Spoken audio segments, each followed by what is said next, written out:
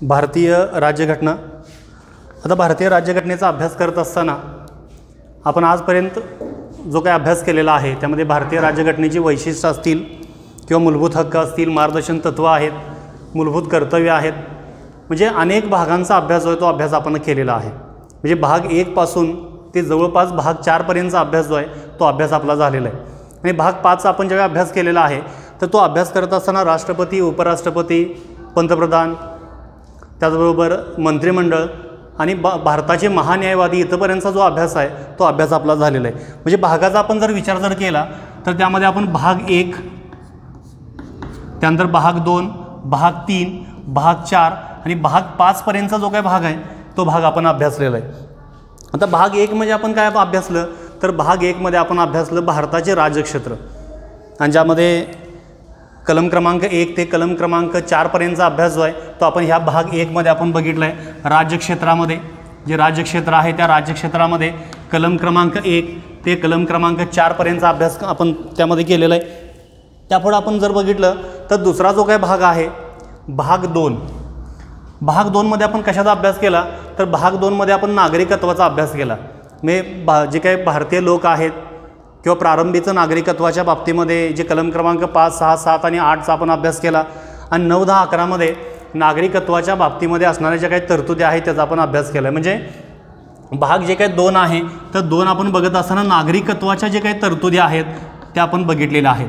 आता आपण भारतीय राज्यघटना आपण जर बघितली तर त्या भारतीय राज्यघटनेमध्ये असे किती भाग आहेत तर एकूण भाग किती आहेत तर 25 भाग आहेत, आणि सध्याचे आपण जर कलमं जर बघितली तर जवळपास 465 कलमं आहेत। आणि जी मूळ घटना होती जी आपण 26 नोव्हेंबर 1949ला स्वीकृत केली आणि नंतर 26 जानेवारी 1950 पासून त्याचा अंमल सुरू केला, तर जी मूळ घटना होती त्या मूळ घटनेमध्ये एकूण जे काही भाग आहेत तर त्या किंवा एकूण जी काही कलमं आहेत, एक प्रस्ताविका असेल, 22 भाग होते, आणि 395 जी काही कलमं आहेत ही कलमं मूळ घटनेमध्ये होती।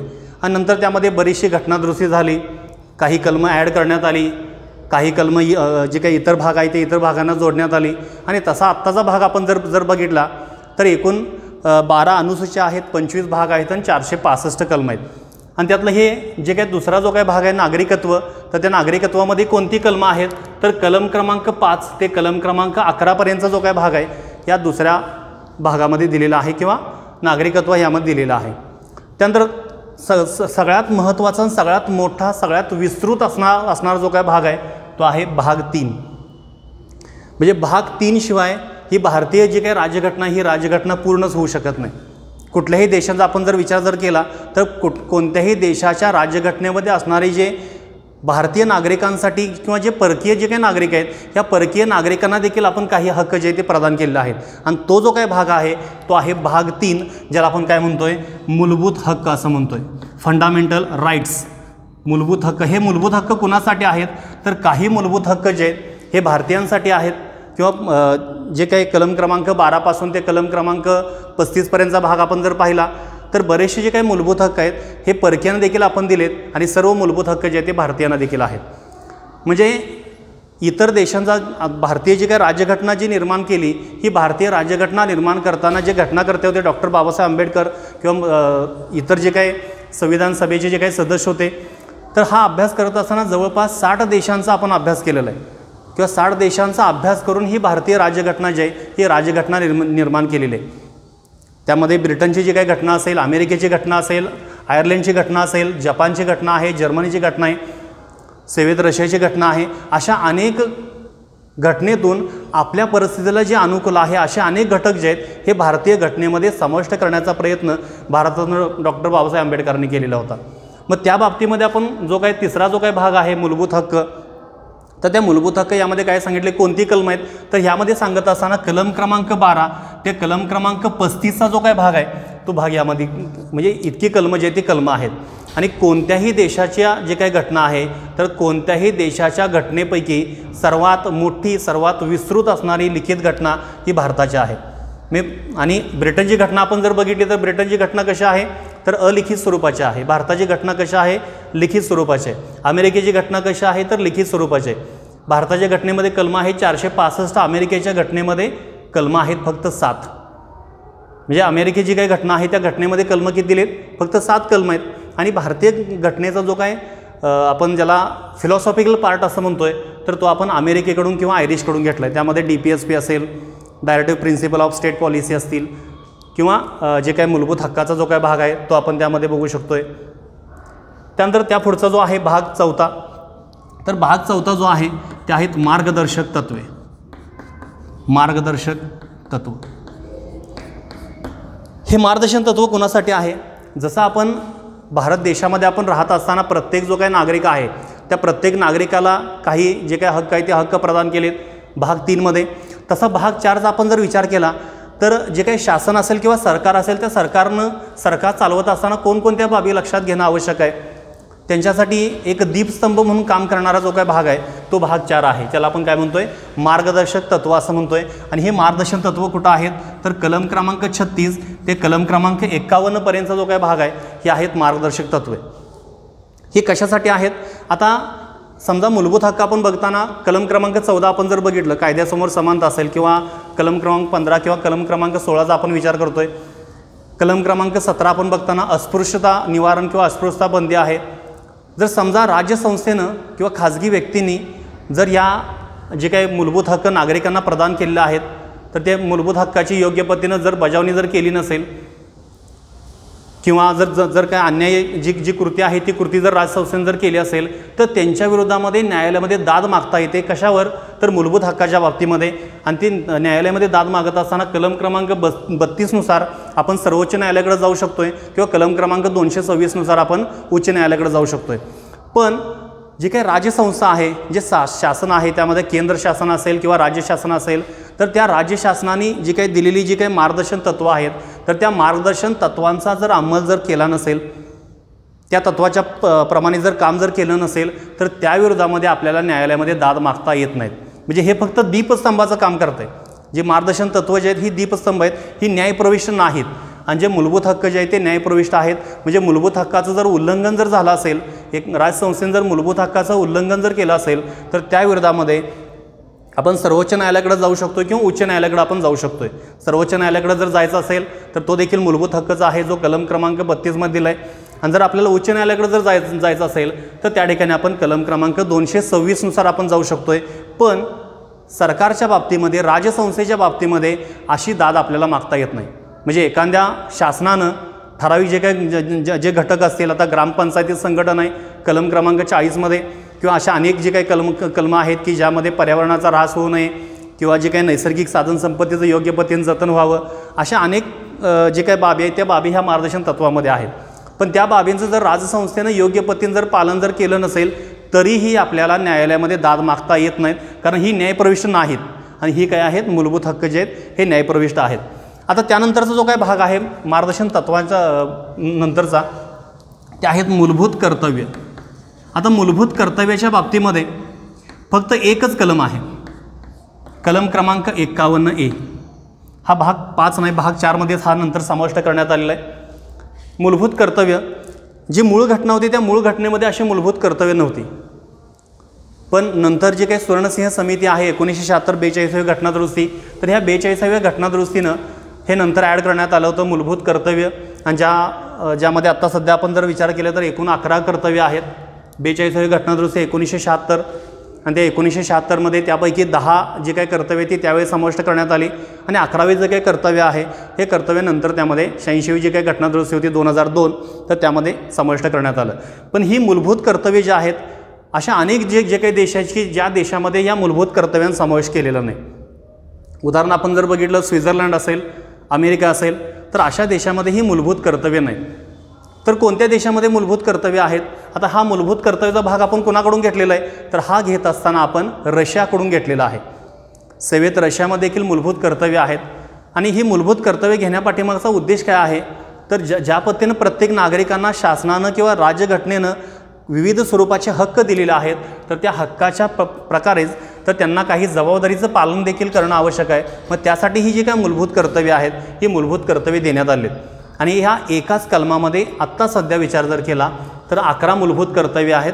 1976ला 10 मूलभूत कर्तव्य ॲड केली आणि नंतर 11वं जे काही कर्तव्य आहे हे 2002ला ॲड केलेलं आहे. आणि हे ॲड करत असताना कुणानुसार? तर सुवर्णसिंह समिती जी आहे त्या सुवर्णसिंह समितीनं ही शिफारस केली होती. त्यांनी शिफारस करताना एकूण 10 पैकी 8 जे काही मूलभूत कर्तव्ये त्यांची शिफारस केली होती आणि बाकीची 2 कर्तव्ये नंतर ॲड केली. आणि अशी एकूण जे काही मूलभूत कर्तव्याचा विचार आपण जर केला तर 42व्या घटनादुरुस्तीने हे ॲड केलेलं आहे. 10 कर्तव्य आणि 11वं जे काही कर्तव्य आहे ते नंतर 86व्या घटनादुरुस्तीने केलं. त्यानंतर त्या पुढचा जो काही भाग आहे 5वा, हा 4थामधलाच आपण संबंध हे दोन्हीही लक्षात घेऊया. आणि 5वा जो आहे हा 5वा सगळ्यात महत्त्वाचा जो आत्ता आपला सुरू आहे तो आहे कार्यकारी व्यवस्था. कार्यकारी मंडळ आपण म्हणू किंवा कार्यकारी व्यवस्था आपण म्हणू. एकूण शासनाचा आपण जर विचार जर केला तर केंद्र शासन आणि राज्य शासन, आणि प्रत्येक शासनाकडे एकूण 3 टप्पे असतात, 3 स्वरूपाचे अधिकार असतात किंवा 3 मंडळं असतात आपण म्हणूया, किंवा 3 व्यवस्था असतात. कोणकोणत्या व्यवस्था? एक व्यवस्था असेल कार्यकारी व्यवस्था, एक व्यवस्था असेल कायदेमंडळ आणि एक व्यवस्था असेल न्यायव्यवस्था. हे दोन्ही ठिकाणी आहे. दोन्ही ठिकाणी म्हणजे कुठं? तर संघ स्तरावर असेल, ज्याला आपण केंद्र स्तर असं म्हणतोय, आणि राज्य स्तरावर असेल. तर ह्या दोन्ही स्तरावर एकूण 3 भागामध्ये हे डिवायडेशन झालं असतं. हे 3 भाग कोणते? तर पहिला जो काही भाग आहे तो आहे कार्यकारी मंडळ किंवा कार्यकारी व्यवस्था आपण ज्याला म्हणतोय. आता ह्या कार्यकारी व्यवस्थेमध्ये काय असेल तर त्यामध्ये राष्ट्रपती असतील, उपराष्ट्रपती, पंतप्रधान, मंत्रिमंडळ आणि त्याचबरोबर भारताचा महान्यायवादी, असे जे काही 5 जे काही टप्पे आहेत हे कशामध्ये असतील? पहिल्या भागामध्ये कार्यकारी मंडळामध्ये. आणि तो अभ्यास जो आहे तो अभ्यास आपला झालेला आहे. म्हणजे आत्तापर्यंत आपला कुठंपर्यंत आपला अभ्यास झाला आहे ते आपण थोडक्यामध्ये आत्ता रिवाईज केलं. तर त्यातला पहिला जो काही भाग आहे तर कार्यकारी मंडळामध्ये जे घटक असतात तर त्यामध्ये आपण जर बघितलं तर राष्ट्रपती असतील, उपराष्ट्रपती असतील, पंतप्रधान आहेत, मंत्रिमंडळ आणि भारताचा महान्यायवादी AJ आपण ज्याला म्हणतोय, अटॉर्नी जनरल ऑफ इंडिया. तर त्या AJच्या बाबतीमध्ये कलम क्रमांक 76 जे आपण पाठिंबाच्या तासाला अभ्यासलेला आहे. म्हणजे आत्तापर्यंत आपण जर भाग जर पाहिला तर कार्यकारी मंडळाची व्यवस्था जी आहे ती आपली संपलेली आहे. कार्यकारी मंडळाचे सर्व अधिकार आपण पाहिलेले आहेत. कार्यकारी मंडळामध्ये असणारे घटक पाहिलेले आहेत, त्या घटकांची असणारी कलमं पाहिलेली आहेत. राष्ट्रपतीवर महाभियोगाची जी काही पद्धत आहे ती पद्धत आपण अभ्यासलेली आहे. उपराष्ट्रपतीचं काम अभ्यासलेलं आहे. राष्ट्रपती म्हणून कधी काम करतो ते आपण अभ्यासलेला आहे.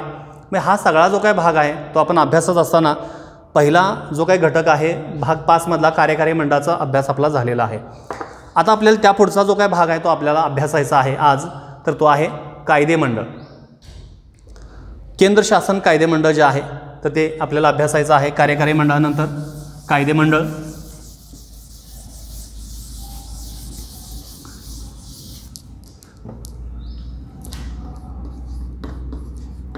कायदेमंडळ. आता भारताचं जे काही कायदेमंडळ आहे त्या भारताच्या कायदेमंडळाला आपण काय म्हणत असतोय तर भारताचे काही कायदेमंडळ आहे त्या कायदेमंडळाला आपण म्हणतोय संसद. आता भारताचं जे काही कायदेमंडळाचे जे काही स्वरूप आहे ते स्वरूप कशावर अवलंबून आहे? अमेरिकेवर अवलंबून आहे. अमेरिका जे आहे त्या अमेरिकेवर अवलंबून आहे का ब्रिटनवर अवलंबून आहे? कारण अमेरिका असेल किंवा इतर कोणतेही देश असतील किंवा ब्रिटन किंवा इतर कुठलाही देश आपण जर बघितला तर त्या प्रत्येक देशामध्ये ही एक व्यवस्था जी आहे ती महत्त्वाची आहे. जे शासनाचे 3 स्तंभ असतात किंवा पूर्ण जो काही देश आहे त्या देशाचे जे 3 स्तंभ असतात तर त्यातला पहिला जो काही स्तंभ आहे तो काय असेल? कार्यकारी मंडळ आहे. आणि जो दुसरा जो काही स्तर आहे तो आहे आत्ता आपण जो काय पाहणार आहे तो आहे कायदेमंडळ. आता भारतानं जे काही कायदेमंडळाचं स्वरूप स्वीकारलं आहे, कारण भारताची जी काही घटना आहे त्या भारताच्या घटनेमध्ये 60 देशांच्या घटनेचा असा सार जो आहे तो सार आपल्याला दिसतोय. म्हणजे 60 देशांच्या घटनेचा अभ्यास करून भारताची जी काही घटना आहे ही घटना निर्माण झाली आहे. आणि भारताचं जे काही कायदेमंडळ आहे आपण संसद असं म्हणतोय, त्या कायदेमंडळामध्ये एकूण किती घटक आहेत? तर कायदेमंडळामध्ये संसदेचा विचार आपण जर केला तर राज्यसभा असेल, लोकसभा असेल आणि राष्ट्रपती ह्यामध्ये आहेत. म्हणजे एकूण 3 घटक. राष्ट्रपतीचा जो काही भाग आपण जर पाहिला तर जे काही संसदीय शासन व्यवस्था आहे त्या संसदीय शासन व्यवस्थेमध्ये जो नामधारी प्रमुख जो आहे तो कोण असेल तर राष्ट्रपती असेल. आणि ह्या कायदेमंडळाचं आपण जर स्वरूप जर पाहिलं तर भारताचं कायदेमंडळ जे आहे त्या अमेरिकेच्या कायदेमंडळावर अवलंबून नसून हे कशावर आहे तर ब्रिटनसारखं आहे.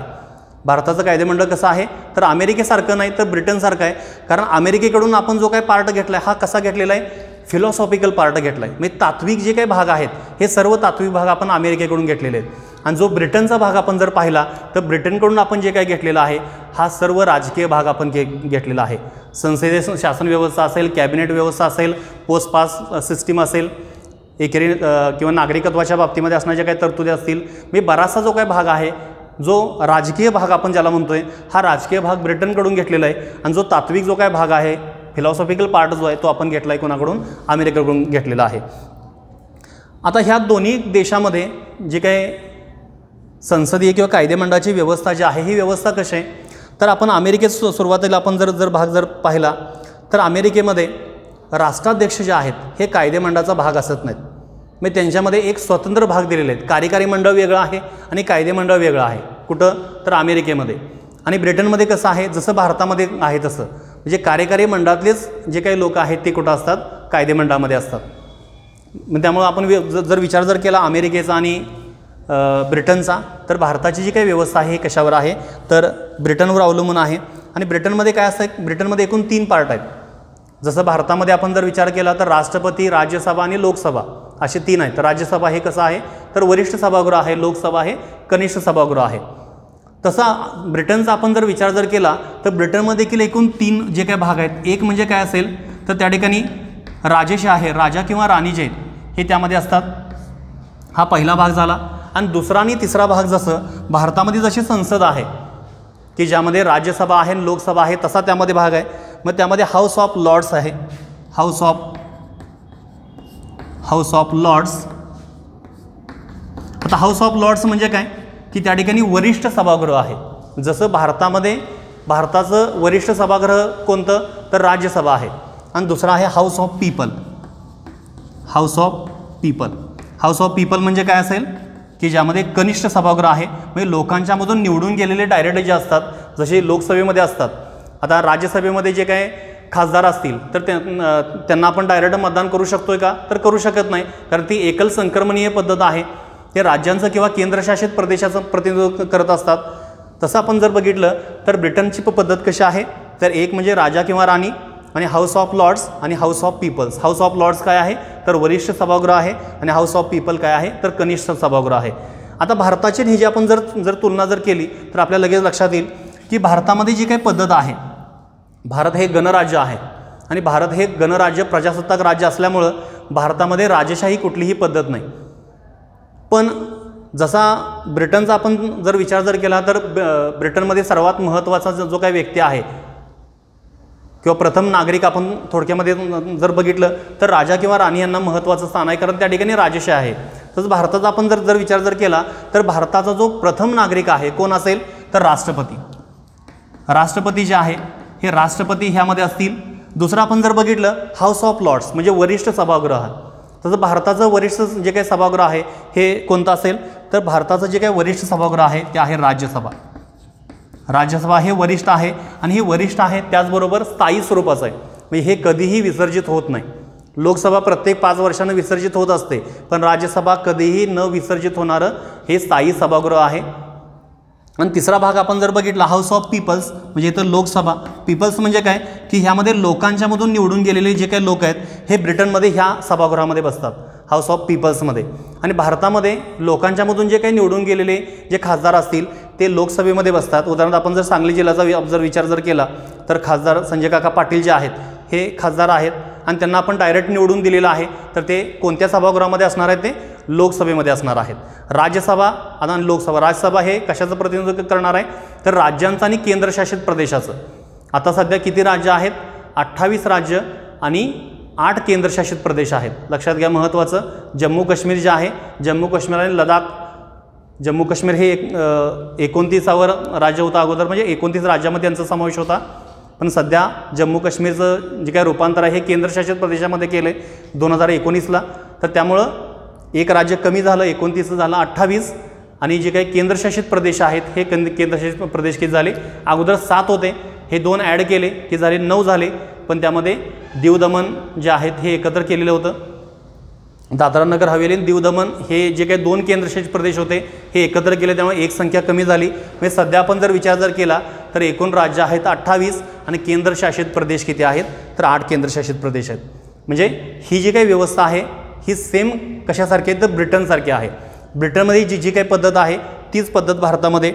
आता ब्रिटनमध्ये जी काही पद्धत होती त्या पद्धतीमधला काय म्हटलं गेलं, तर क्राऊन इन पार्लमेंट असं म्हटलं गेलं. क्राऊन इन पार्लमेंट म्हणजे काय, क्राऊन म्हणजे काय? क्राऊन कोणाला असतो? राजा किंवा राणीला जो काही मुकुट असतो त्याला आपण क्राऊन असं म्हणतोय. म्हणजे ब्रिटनची जी काही संसद आहे त्या ब्रिटनच्या संसदेमध्ये क्राऊन इन पार्लमेंट असं म्हटलं जातं. म्हणजे त्यामध्ये राजा किंवा राणींचं वंश परंपराने जे काय आलेली राजेशाही असेल तर त्यानुसार त्यांचं अस्तित्व त्यामध्ये असेल. तसं भारतात आपण जर विचार केला तर भारतामध्ये प्रेसिडेंट इन पार्लमेंट असं आहे. म्हणजे ब्रिटनमध्ये कसं आहे? क्राऊन इन पार्लमेंट आणि भारतामध्ये प्रेसिडेंट इन पार्लमेंट आहे. म्हणजे भारताच्या पार्लमेंटचा कोण भाग आहेत? राष्ट्रपती आहेत. आता असं देखील तुम्हाला वाटेल की राष्ट्रपती जे आहे ते भारताच्या पार्लमेंटचा भाग आहेत, म्हणजे ते एकतर राज्यसभेचे सदस्य असतील किंवा लोकसभेचे सदस्य असतील, तर ते राज्यसभेचे पण सदस्य असत नाहीत आणि लोकसभेचे पण सदस्य जे आहेत ते त्यामध्ये असत नाहीत. हा देखील भाग आपण लक्षात घेणं आवश्यक आहे. म्हणजे जे काही राष्ट्रपती असतील हे राष्ट्रपती ते प्रमुख असणार आहेत. नामधारी जरी प्रमुख असतील, वास्तविक सत्ता कोणाकडे असेल तर वास्तविक सत्ता असते पंतप्रधानाकडं संसदीय शासन व्यवस्थेमध्ये. आणि या अगोदर आपण बघत असताना डॉक्टर बाबासाहेब आंबेडकरांचं एक महत्त्वाचं मत आपण लक्षात घेणं आवश्यक आहे. तर भारतीय राष्ट्रपतीची जी काही तुलना आहे ही भारतीय राष्ट्रपतीची तुलना अमेरिकन राष्ट्रपतीशी किंवा राष्ट्राध्यक्षाची केलेली नाही, तर भारतीय पंतप्रधानाची तुलना त्यांच्याशी केलेली आहे. तो देखील भाग जो आहे तो आपल्याला महत्त्वाचा लक्षात घेणं आवश्यक आहे. मग ह्यामध्ये आपण बघत असताना जर अमेरिकेचा थोडासा भाग आपण थोडा बघू. अमेरिकेमध्ये काय आहे तर अमेरिकेचे जे काही राष्ट्राध्यक्ष आहे ते राष्ट्राध्यक्ष कायदेमंडळाचे जे काही सदस्य आहेत ते सदस्य असत नाही किंवा कायदेमंडळामध्ये त्यांचा समावेश आहे तो समावेश यामध्ये असत नाही. अमेरिकेमध्ये कसं आहे तर अमेरिकेमध्ये ही जी काही दोन जे काही पद्धती आहेत म्हणजे कार्यकारी व्यवस्था आणि कायदेकारी जी काही व्यवस्था आहे म्हणजे कार्यकारी मंडळ आणि कायदेमंडळ हे दोघांपासून कसं आहे अलिप्त आहे. भारतामध्ये कसं आहे तर ते संतुलनावर अवलंबून आहे. म्हणजे भारताचे जे काही खासदार असतात तेच त्या खासदारामधून काही जे काही लोक आहेत हे लोक त्यामध्ये मंत्री म्हणून जाणार आहेत मंत्रिमंडळामध्ये आणि तेच जे काही मंत्रिमंडळ आहे ते नंतर हे संसदेमध्ये बसणार आहे. म्हणजे भारताची जी काही व्यवस्था आहे ही भारताची व्यवस्था ही संतुलनावर आधारित आहे. तसं अमेरिकेची व्यवस्था आपण जर पाहिली तर अमेरिकेच्या व्यवस्थेमध्ये दोन वेगवेगळे जे काही पार्ट आहेत ते पार्ट त्यामध्ये केलेले आहेत आणि त्याला आपण म्हणत असताना सिनेट हा एक भाग आहे. अमेरिकेमध्ये काय काय आहे तर सिनेट, ज्याला त्या ठिकाणी काँग्रेस असं देखील म्हटलं जातं, सिनेट. आणि जे राष्ट्राध्यक्ष आहे हे सेनेटचे सदस्य असत नाहीत. आणि दुसरा आहे house of representative. House of representative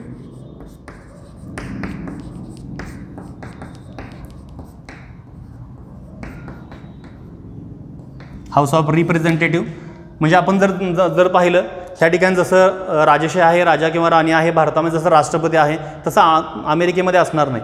तर अमेरिकेचे जे काही राष्ट्राध्यक्ष आहेत हे राष्ट्राध्यक्ष त्या सेनेटचे सदस्य जे ते असत नाहीत, त्यांचा समावेश हा कायदेमंडळामध्ये असत नाहीत.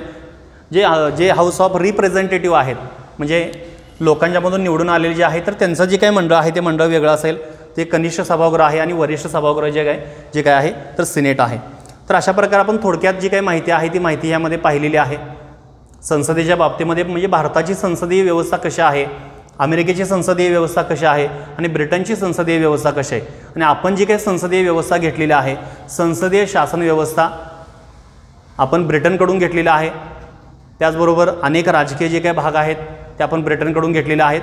अमेरिकेकडून जे आहे त्या अमेरिकेकडून देखील आपण बराचसा भाग घेतला आहे, पण तो ह्यामधला नाही, तो घेतला आहे सगळ्यात महत्त्वाचा जो आहे जे तात्विक जो काही भाग आहेत तर तात्विक भाग आपण कडून घेतलेला आहे अमेरिकेकडून. म्हणजे मूलभूत हक्क आपण म्हणू शकतो. मूलभूत हक्क कोणाकडून घेतलेत आपण तर USA जी काही घटना आहे त्याकडून घेतलेल्या आहेत. तर त्यामुळं आजचा जो काही भाग आहे तो भाग आपण इथंपर्यंत एवढाच पाहणार आहे. पुढचा जो काही तास असेल त्या पुढच्या तासाला आपण काय करतो आहे की जी संसद आहे त्या संसदेचे जी कलमं आहेत आतापर्यंतची जी काही कलमं आहे ते कलमं आपण जर पाहिली तर जवळपास 78पर्यंतचा जो काय भाग आहे तो आपला झाला आहे. कलम क्रमांक 1 पासून ते कलम क्रमांक 78पर्यंत. इथं आपण मगाशी आपण पाहिलं तर 51पर्यंत आपण बघितलं होतं आणि 52 पासून राष्ट्रपती सुरू होते आणि 78 जे आहे त्या शेवटच्या राष्ट्रपतीचे अधिकार आहे. 76 जे भारताचा महान्यायवादी आहे. तर त्या पुढची जी काही कलमं आहेत कलम क्रमांक 79 पासून ते कलम क्रमांक 122पर्यंत जे आहे ते आपण कशामध्ये पाहणार आहे तर या प्रकरणामध्ये संसद या प्रकरणामध्ये पाहणार आहे. मोठं प्रकरण आहे, महत्त्वाचं प्रकरण आहे. अनेक वेगवेगळ्या संकल्पना ह्या प्रकरणामध्ये येणार आहेत. जे सभागृहामध्ये चालणारे जे काही कामकाज असेल, विविध स्वरूपाच्या समित्या असतील, तर या प्रकरणाकडं बाकीच्या आतापर्यंतच्या प्रकरणापेक्षा जास्त लक्ष देणं आपण आवश्यक आहे. ठीक आहे, राहिलेला जो काही भाग आहे तो आपण नंतर अभ्यासू.